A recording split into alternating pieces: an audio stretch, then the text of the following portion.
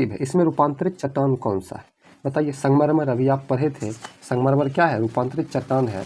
ताजमहल संगमरमर से बना हुआ है, जो क्या है? रूपांतरित चट्टान है। आप पीछे पढ़ लिए हैं, तो ये हो गया। बेसाल्ट किस प्रकार की चट्टान है? तो देखिए, जैसे कि बेसाल्ट, ये जो उदाहरण दिया हुआ है, ये दिया हुआ है आग्नेय चट्टान में। तो बेसाल्ट किस चट्टान का प्रकार है? आग्नेय चट्टान का प्रकार है। चट्टानों के रूपांतरण में किसका योगदान होता है? तो तापमान का भी होता है, दबाव का भी होता है, और रासायनिक द्रव्य का भी होता है, मतलब सभी का।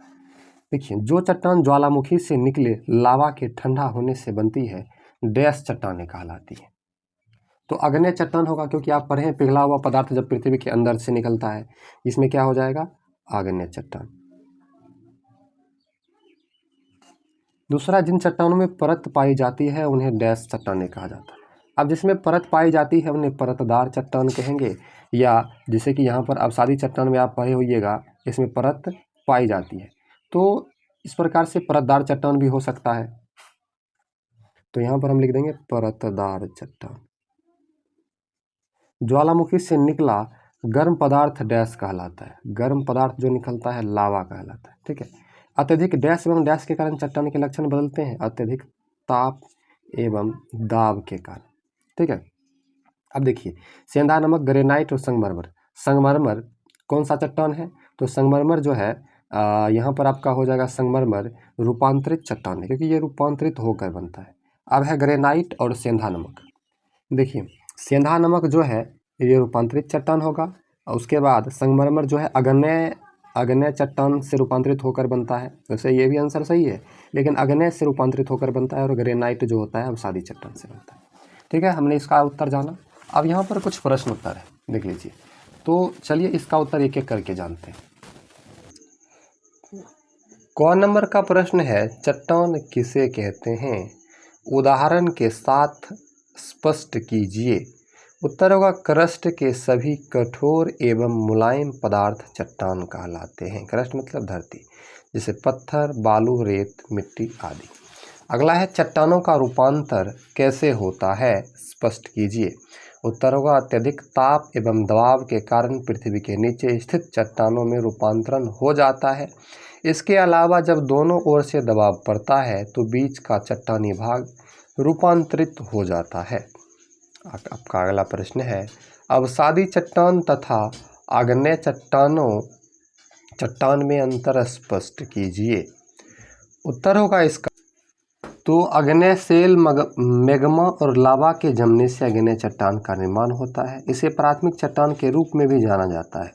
उदाहरण होगा ग्रेनाइट और बेसाल्ट आदि। अवसादी शैल, अवसादी चट्टानें बही अर्जित प्रक्रियाओं द्वारा चट्टानों के टुकड़ों के जमाव के परिणाम से इसका निर्माण होता है। आपका अगला प्रश्न है, पत्थरों का उपयोग कहाँ कहाँ होता है? सूची बनाइए। तो ये आप बना सकते हैं, इसका आंसर हम लिख दिए हैं। पत्थरों का उपयोग पहले घर, महल, कोठी और किला बनाने में होता था। वाराणसी के प्राय सभी प्राचीन भवन पत्थर के ही बने हैं। आज भी झारखंड में पत्थरों का उपयोग घर तथा चार दीवारी बनाने में होता है। वैसे आमतौर पर सड़क बनाने, मकानों की छत बनाने तथा फर्श को पक्का करने के लिए विभिन्न आकारों के पत्थरों का उपयोग होता है। आपका अगला प्रश्न है, छत की ढलाई में कौन सा पत्थर इस्तेमाल होता है? आपको पता होगा, इसका उत्तर होगा छत की ढलाई में पहाड़ों से काट कर निकाले गए पत्थरों को टुकड़े बनाकर इस्तेमाल होता है। इन पत्थरों का रंग भूरा स्लेटी होती है। ये आग्नेय चट्टान के उदाहरण कहे जा सकते हैं। आपका अगला प्रश्न है, उन खेलों की सूची बनाइए जिनमें पत्थरों का इस्तेमाल होता है। तो आपको पता है, और जिस पत्थर से आप खेलते हैं उस खेल की सूची बनाइए। पत्थरों से खेले जाने वाले कोई अधिक खेल नहीं है। ग्रामीण क्षेत्र के बच्चे पत्थर के टुकड़े से एकट, दोकट तथा सरगोटिया खेलते हैं, और इसी प्रकार से कुछ और खेल हो आप जानते हैं तो उसको आप ऐड कर दीजिए, ठीक है। आपका अगला प्रश्न है, चट्टानों के प्रकार और उनकी बनावट के बारे में लिखिए। देखिए, चट्टान मुख्यतः 3 प्रकार की होती है। अब नंबर 1 आग्नेय चट्टान, नंबर 2 अवसादी चट्टान, और नंबर 3 रूपांतरित चट्टान, ठीक है। ये 3 प्रकार चट्टान का है।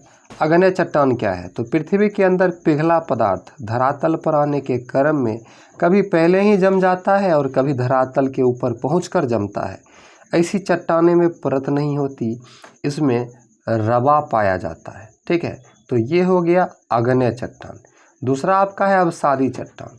अवसादी चट्टान अवसादों के एकत्रित होने से बनती है। ये दो प्रकार की होती है, एक पानी के अंदर तथा दूसरा पानी के बाहर जमीन पर बनती है। तीसरा है रूपांतरित चट्टानें।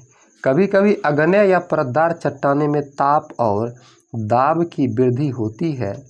इनके रूप और गुणों में बदलाव आ जाता है। रूप में अंतर के कारण ही इन्हें रूपांतरित चट्टान कहा जाता है। समझ गए रूपांतरित चट्टान। अगला है पता करके लिखिए कि निम्न भवन किन किन पत्थरों से बने हैं। पहला है रोहतास का गढ़ का किला, तो ये बलुआ पत्थर से बना है। दूसरा है लाल किला जो दिल्ली में स्थित है, ये लाल बलुआ पत्थर से बना है। अगला है पत्थर की मस्जिद जो पटना में है, ये बलुआ पत्थर से बना है। अगला है विष्णुपद मंदिर जो गलगया में है, ये काला बलुआ पत्थर से बना है। अगला है आगरा का किला जो लाल बलुआ पत्थर से बना है। अगला है कुतुब मीनार जो दिल्ली में स्थित है, ये बलुआ पत्थर से बना है। अगला है विशाल बुद्ध मूर्ति जो गया में है और ये भी काला बलुआ पत्थर से बना है। तो इस प्रकार से ये सारे चीज़ें जिस चीज़ से बना हुआ था उसको हमने जाना। तो thank you for watching. Like कर दीजिए, कोई दिक्कत है तो कमेंट बॉक्स में लिखिए, सब्सक्राइब कर लीजिए। Thank you.